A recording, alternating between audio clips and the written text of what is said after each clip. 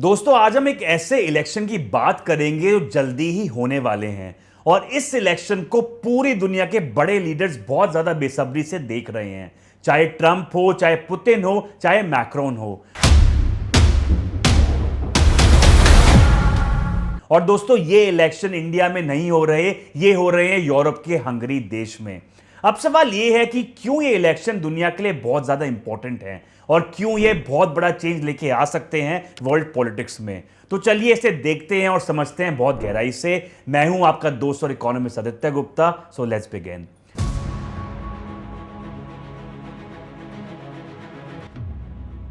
दोस्तों इमेजिन करो, जून 1989, बुडापेस्ट की गलियां, गर्मी, टेंशन और लाखों लोग एक जगह जमा हुए। ये कोई कॉन्सर्ट नहीं, कोई फेस्टिवल नहीं, एक रेवोल्यूशन का मोमेंट था। कम्युनिस्ट गवर्नमेंट धीरे धीरे टूट रही थी और लोग डरते डरते सड़कों पर आ रहे थे, क्योंकि डरने की वजह से सिर्फ कुछ साल पहले ऐसी ही भीड़ पर टैंक्स चढ़ा दिए गए थे। लेकिन इस बार भीड़ रुकने वाली नहीं थी और इस भीड़ में से एक 25 साल का लड़का स्टेज पर चढ़ता है। सूट नहीं, टाई नहीं, एक नॉर्मल सा स्टूडेंट। वो माइक पकड़ता है और थोड़ी देर के लिए सब खामोश हो जाते हैं और फिर वो बोलता है सिर्फ 6 मिनट। कोई लंबा भाषण नहीं, कोई घंटे भर की स्पीच नहीं, सिर्फ 6 मिनट वो एक बात कहता है। हंगरी हंगेरियंस का है, सोवियट्स का नहीं, और अब वक्त आ गया है कि हम अपना देश वापस लें। जब तक वो स्टेज से नीचे उतरता है वो हंगरी का सबसे फेमस इंसान बन चुका होता है। घर घर उसका नाम लिया जाता है, न्यूज़पेपर में उसकी फोटो आती है और लोग कहते हैं ये लड़का कुछ बड़ा करेगा। और इस लड़के का नाम था विक्टर ऑर्बन और उसने सच में कुछ बड़ा किया। बस वो बड़ा अलग निकला जो लोग सोच रहे थे उससे। आज विक्टर ऑर्बन हंगरी का प्राइम मिनिस्टर है। 4 बार लगातार इलेक्शन जीत चुका है, कॉन्स्टिट्यूशन रीराइट कर चुका है, कोर्ट्स अपनी मुट्ठी में कर चुका है, मीडिया को अपने दोस्तों के हाथ में दे चुका है, इकोनॉमी में अपने दोस्तों को करोड़पति बना चुका है और पूरे यूरोप में एक ऐसा लीडर के रूप में जाना जाता है जो कभी ईयू की नहीं सुनता, कभी नेटो की नहीं सुनता, लेकिन पुतिन के साथ जरूर हाथ मिलाता है। और 12 अप्रैल 2026 में हंगरी यह डिसाइड करेगा कि इस चैप्टर का अंत होगा या नहीं। और आज हम एक पूरी कहानी समझेंगे, कैसे एक लिबरल फ्रीडम फाइटर एक अथॉरिटेरियन लीडर बन गया, कैसे ट्रंप और जेडी वैंस उसे अपना हीरो मानते हैं, कैसे पुतिन उसे यूज करता है, और क्या सच में इस बार ऑर्बन हार सकता है। दोस्तों ऑर्बन की कहानी समझने के लिए हमें थोड़ा और पीछे जाना होगा। तो चलिए चलते हैं 1956 में। दोस्तों 1956 में हंगरी में एक बड़ा रेवोल्यूशन हुआ। लोगों ने सोवियत रूल के खिलाफ खड़े होकर लड़ने की कोशिश करी। वो चाहते थे खुद का देश, अपनी गवर्नमेंट, अपनी आज़ादी।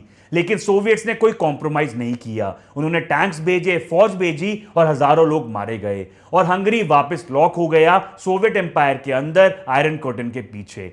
ये ट्रॉमा हंगेरियंस के डीएनए में घुस गया। हर फैमिली में कोई ना कोई जिसने ये दर्द देखा था वो जरूर था। फिर 7 साल बाद 1963 में एक छोटे से गांव फेल्सेट में बुडापेस्ट से थोड़ी दूर विक्टर ऑर्बन पैदा होता है। बाप एग्रीकल्चर इंजीनियर था और मां टीचर थी। घर में पैसा ज्यादा नहीं था, लेकिन बाप एम्बिशियस था, मेहनत करता रहा और धीरे धीरे कोऑपरेटिव फार्म में ऊपर उठता गया। और जब थोड़ा सा सेटल हुआ तो एक ही सपना देखा कि मेरा बेटा बुडापेस्ट यूनिवर्सिटी जाएगा, हंगरी की सबसे बेहतरीन यूनिवर्सिटी, और लॉ पढ़ेगा। और ऑर्बन गया भी। यूनिवर्सिटी में वो 2 चीजें करता था, पॉलिटिक्स और फुटबॉल। फुटबॉल में इतना अच्छा था कि सेमी प्रोफेशनल लेवल पे खेला, वही फेल्सेट में जहां वो बड़ा हुआ। बाद में जब प्राइम मिनिस्टर बना तब भी वो अपनी टीम के लिए कुछ ना कुछ करता गया, लेकिन पॉलिटिक्स उसका असली पैशन था। कम्युनिस्ट हंगरी में स्टूडेंट पॉलिटिक्स करना मतलब था डिसिडेंट बनना, मतलब गवर्नमेंट की आंखों में खटकना, मतलब सर्वेलेंस, मतलब रिस्क। लेकिन ऑर्बन ने परवाह नहीं करी।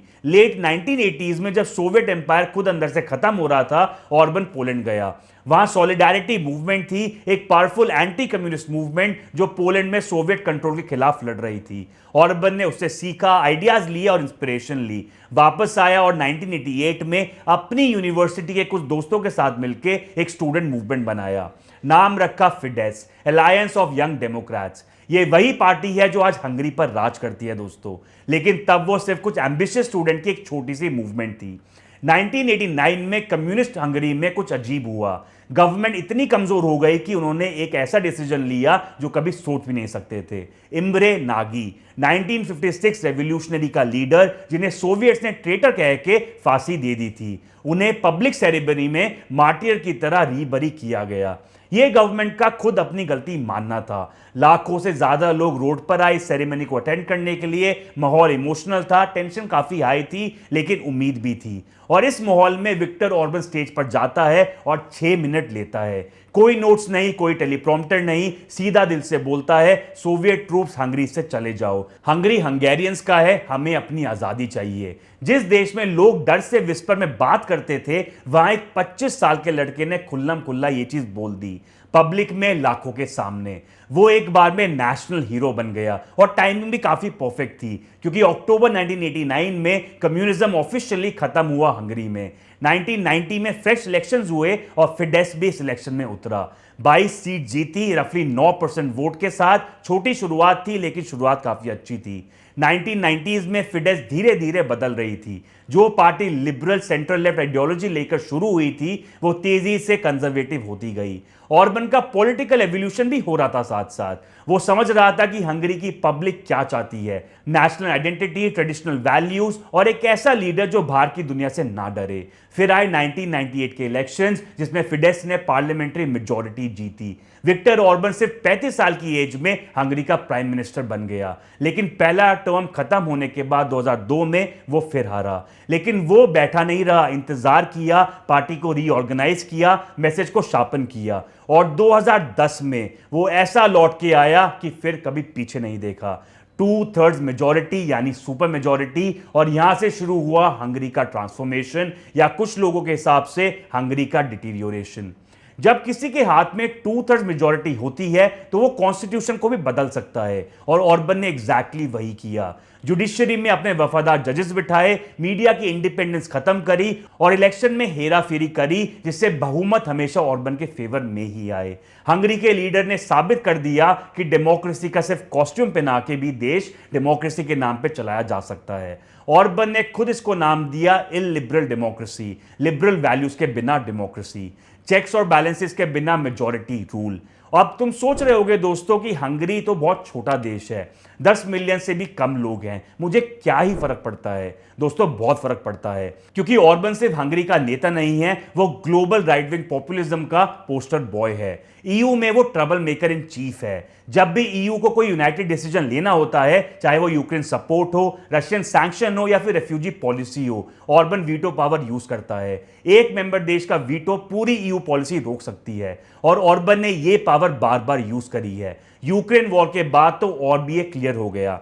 2022 में रशिया ने यूक्रेन पर हमला किया, पूरी ईयू ने यूक्रेन को सपोर्ट किया, आर्म्स दिए, सैंक्शंस लगाए, रशियन एनर्जी से दूर होने की कोशिश करी, लेकिन ऑर्बन ने रशिया के खिलाफ नए सैंक्शन ब्लॉक किए, पुतिन का पीस प्लान एंडोर्स किया और रशिया से एनर्जी इंपोर्ट्स और बढ़ा दिए। ये नंबर देखो, यूक्रेन वॉर से पहले हंगरी की रशियन ऑयल इंपोर्ट 61% पे थी, आज 93% पे है। एक पाइपलाइन ड्रुजबा जो यूक्रेन के थ्रू आती है, वही हंगरी की लाइफलाइन है। और ऑर्बन ने 90 बिलियन यूरो का यूक्रेन एड पैकेज वीटो कर दिया, क्योंकि पाइपलाइन को लेकर काफी डिस्प्यूट था। सीधे शब्दों में बोला, no oil no money.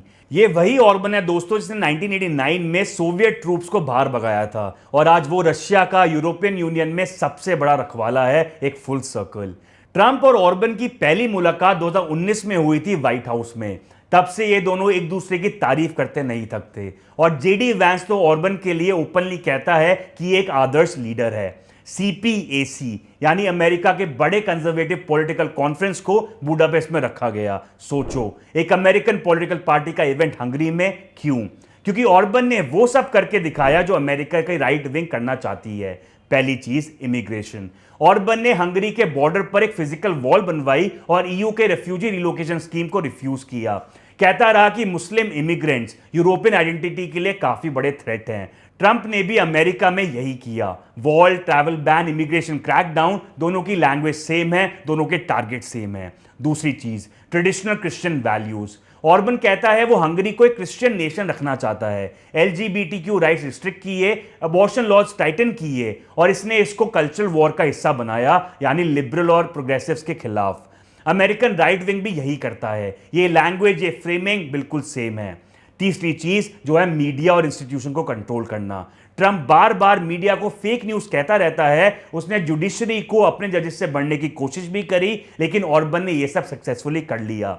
Trump के सपोर्टर्स के लिए ऑर्बन एक ब्लूप्रिंट है, एक proof that it can be done. चौथी चीज, एंटी ग्लोबलिज्म। ऑर्बन ईयू को वैसे ही देखता है जैसे ट्रंप डब्ल्यूटीओ या फिर यूएन को देखता है, एक फॉरेन बॉडी जो नेशनल सॉवरेनिटी में दखलंदाजी करती है। दोनों कहते हैं कि हम अपने देश को खुद चलाएंगे, किसी इंटरनेशनल ऑर्गेनाइजेशन के रूल्स के बिना।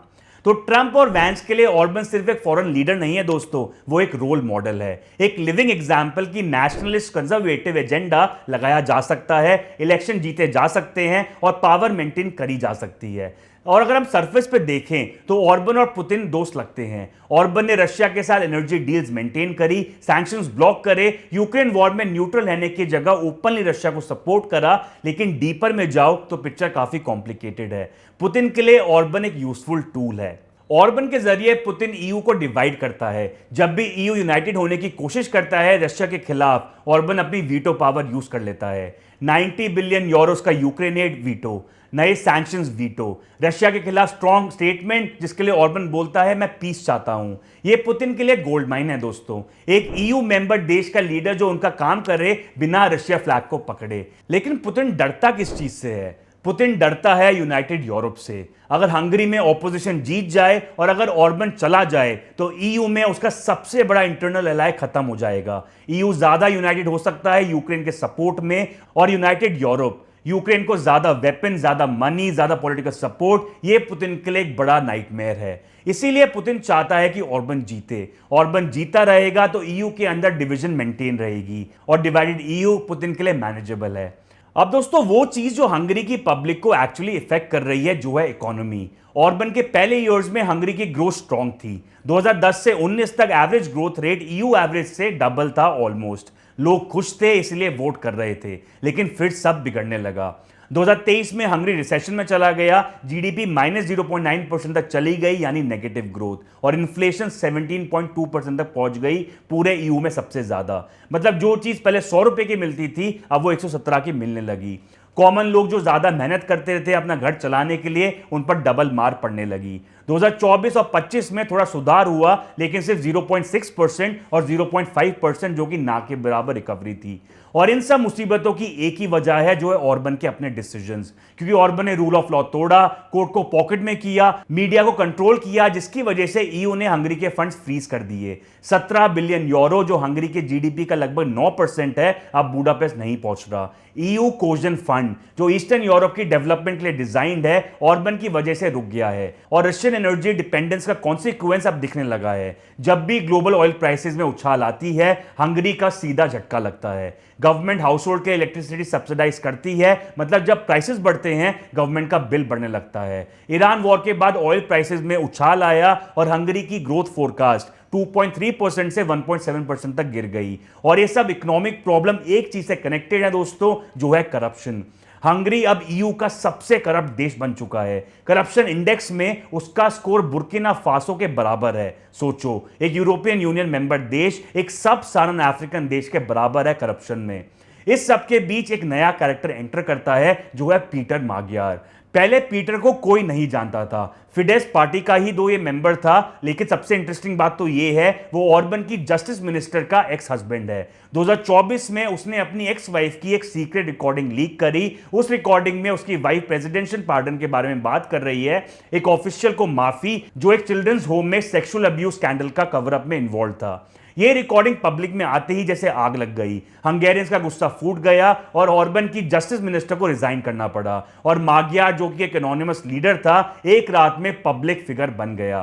तब से वो एक ही काम कर रहा है जो है ऑर्बन और फिडेस के करप्शन को एक्सपोज करना, और लोग सुन रहे हैं क्योंकि अब लोगों के पास काफी कुछ है खोने के लिए। सेविंग की वैल्यू गिर रही है, बिल्स बढ़ रहे हैं, और ये पता चला कि उन बिल्स का पैसा ऑर्बन के दोस्तों की जेब में जा रहा है। जुलाई 2024 में माग्यार टिस्जा पार्टी का प्रेसिडेंट बन गया, और अगर हम पोलिंग देखें तो टिस्जा इस वाले टाइम पे 46% पे है और फिडेस 30% पे। ये बड़ा गैप है। पहली बार ऑर्बन जेन्युइनली कमजोर दिख रहा है, लेकिन और ये जरूरी लेकिन है, सिस्टम बहुत ज्यादा रिग्ड है। ऑपोजिशन को सेम सीट के लिए ज्यादा वोट्स चाहिए क्योंकि ऑर्बन ने सिस्टम को ऐसे डिजाइन किया हुआ है कि उसको हराना बहुत ज्यादा मुश्किल है। दोस्तों यहां पहुंच के एक बार वापस 1989 में चलते हैं। एक 25 साल का लड़का जो सोवियत कंट्रोल के खिलाफ था, फॉरेन इंटरफेरेंस के खिलाफ था, ऑपरेशन के खिलाफ था और जिसके साथ लाखों लोग थे, वो एक हीरो था। आज वो खुद वही सब कर रहा है जिसके खिलाफ वो लड़ा था। कोर्ट्स कंट्रोल करे जैसे सोवियट्स ने करे थे, मीडिया कंट्रोल करी जैसे सोवियट्स ने करी थी, इलेक्शन रिग करे जैसे सोवियट्स करते थे, और जो रशिया से लड़ने के लिए था वो रशिया का यूरोपियन एजेंट बन गया। Full circle, almost poetically tragic. अगर magyar अप्रैल 2026 में जीतता है तो क्या सब कुछ ठीक हो जाएगा? नहीं। कोर्ट में अभी भी फिडेस के जजेस हैं, मीडिया में अभी भी फिडेस के लोग हैं, इलेक्टोरल सिस्टम अभी भी रिग्ड है। नई गवर्नमेंट को काम करना बहुत ज्यादा मुश्किल होगा, लेकिन एक चीज होगी दोस्तों, जो है प्रेसिडेंट। ये मैसेज कि रिग सिस्टम के बावजूद भी लोग जीत सकते हैं, कि विक्टर ऑर्बन जो 16 साल से पावर में है वो हार सकता है। और हंगरी की हिस्ट्री में ये बार बार देखने को मिला है। जब हंगेरियन सड़कों पर आते हैं चीजें बदल जाती हैं। 1956 में सोवियत टैंक्स ने ये रोक दिया था, लेकिन 1989 में वो नहीं रोक पाए थे, और 2026 में वो देखेंगे आगे। बस एक बात याद रखना दोस्तों, आजादी मिलना एक जंग है, उसे बचाए रखना अलग है, और वो जंग कभी खत्म नहीं होती। और दोस्तों अगर ये वीडियो आपको पसंद आई हो तो लाइक करना, चैनल को सब्सक्राइब करना, और कमेंट्स में जरूर बताना ऑर्बन हीरो है या फिर विलेन, और क्या magyar जीत सकता है। कमेंट सेक्शन में मैं आपका वेट करूंगा। मैं हूं आपका दोस्त और economist Aditya Gupta. Take care, stay smart, Jai Hind.